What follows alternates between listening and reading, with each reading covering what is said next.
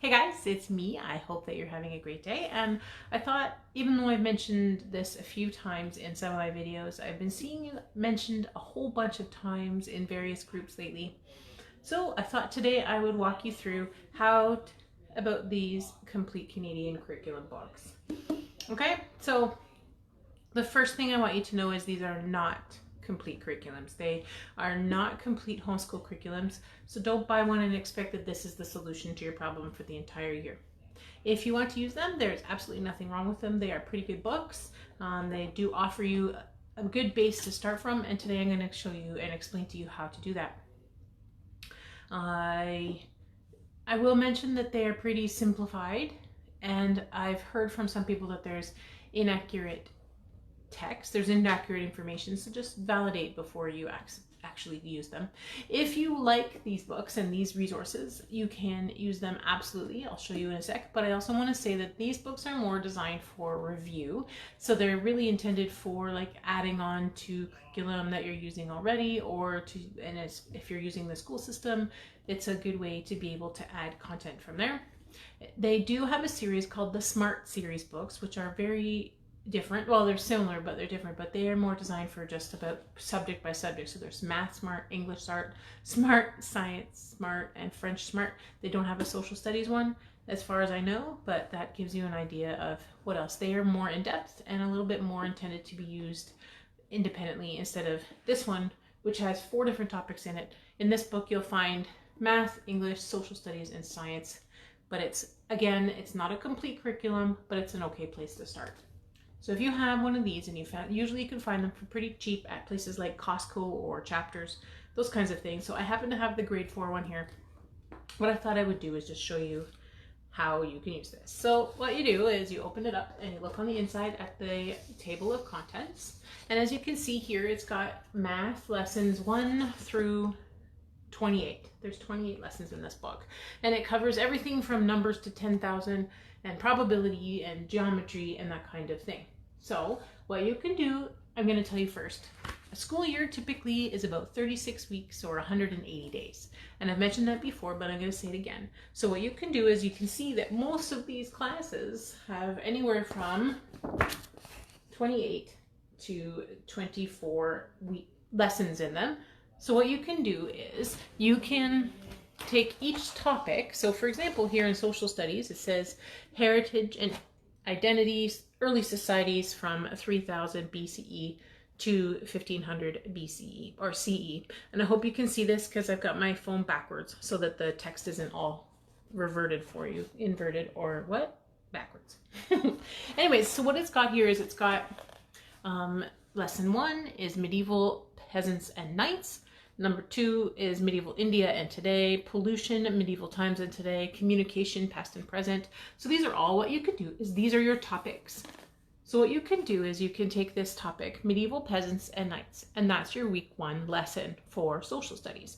Now you have to decide how many times a week you want to do social studies, whether it's once or whether it's twice or whether it's 3 times or whether it's every day. It's completely up to you, just as long as you know that you're going to want to fill up your time with that. So if you want to study knights and peasants, so let's say, for example, that your child loves ancient medieval history.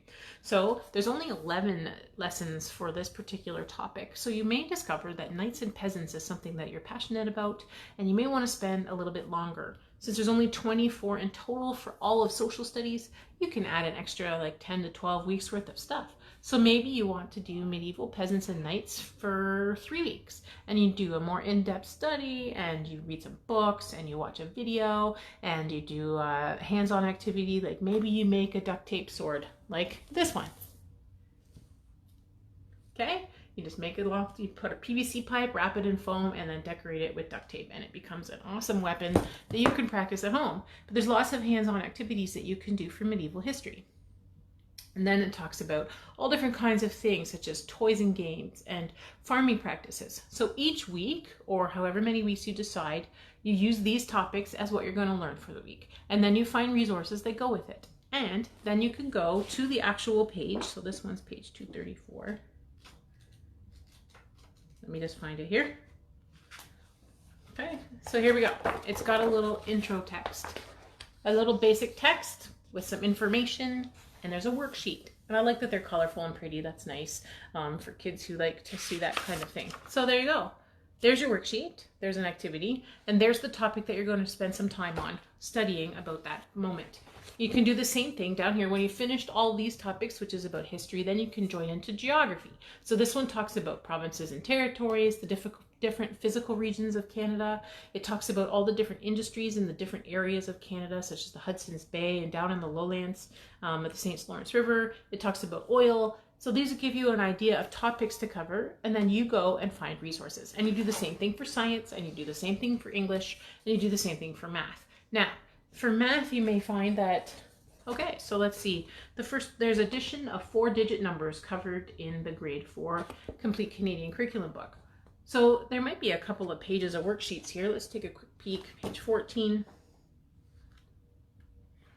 Okay, let's take a look. This right here is great, but is this going to teach your child everything they need to know about adding 4-digit numbers? Now, adding 4-digit numbers isn't all that tricky, especially if there's no carrying, but you might want to do this worksheet. You may want to use something like IXL, which is a IXL.ca, which is a math review website.